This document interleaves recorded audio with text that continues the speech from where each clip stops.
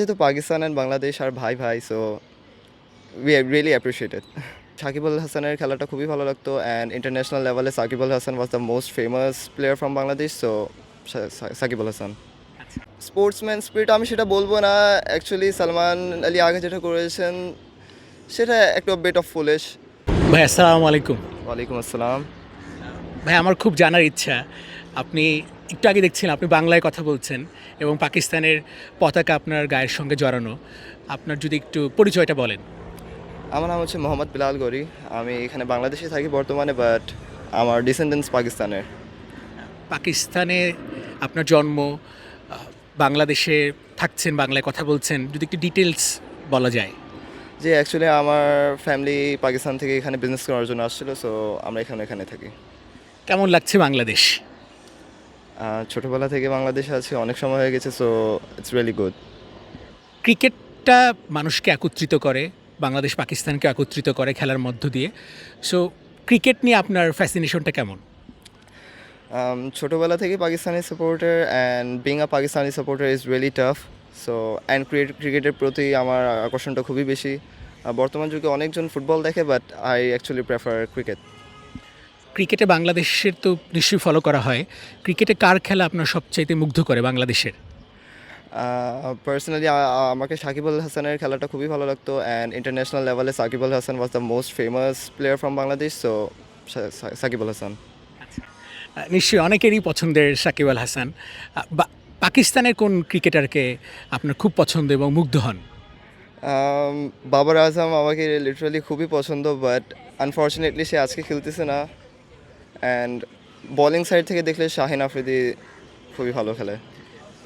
Second ম্যাচে একটা incident হয়েছে সালমান আঘা এবং মেহেদী হাসান মিরাজের মধ্যকার। সো ওই ইনসিডেন্টটা আপনি কীভাবে দেখেন? সেই ইনসিডেন্টটা হচ্ছে অ্যাকর্ডিং টু দ্য রুল দেখতে গেলে Miraj was right, but sportsman spirit আমি সেটা বলবো না।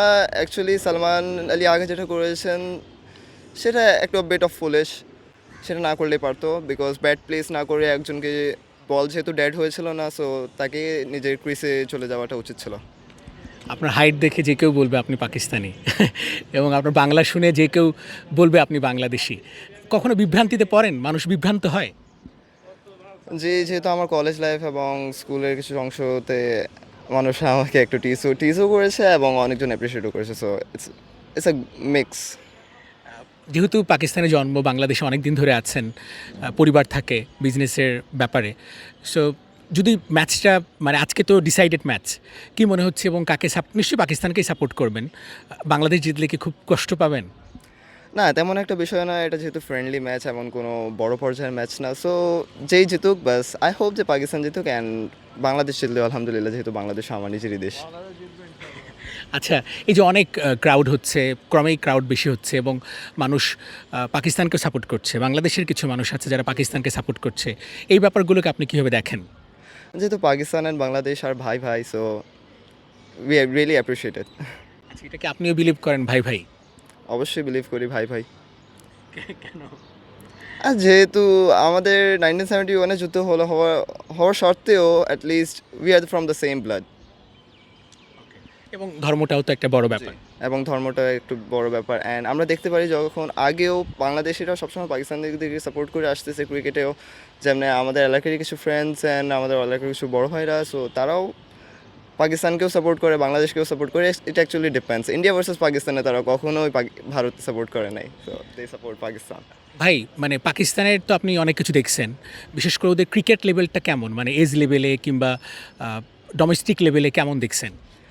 হ্যাঁ, অ্যাকচুয়ালি ওখানে ট্রায়ালটা খুব বেশি হয়। আমি যখন হায়দ্রাবাদ এবং করাচিতে ছিলাম, সো আমি দেখেছি সেখানে অনেক বেশি ট্রায়াল হতো, অ্যান্ড ডোমেস্টিক লেভেলে যে ছেলেরা তারা চান্স খুবই বেশি পায়, and there are more opportunities for the PSL.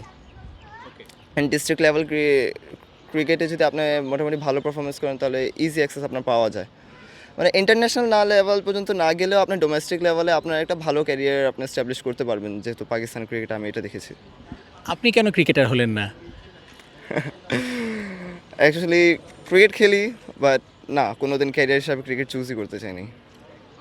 ভবিষ্যতে সেটেল হওয়ার প্ল্যান কি, বাংলাদেশ আর পাকিস্তানে? ইট ডিপেন্ডস, বাংলাদেশে থাকতেছি বাংলাদেশে থাকবো।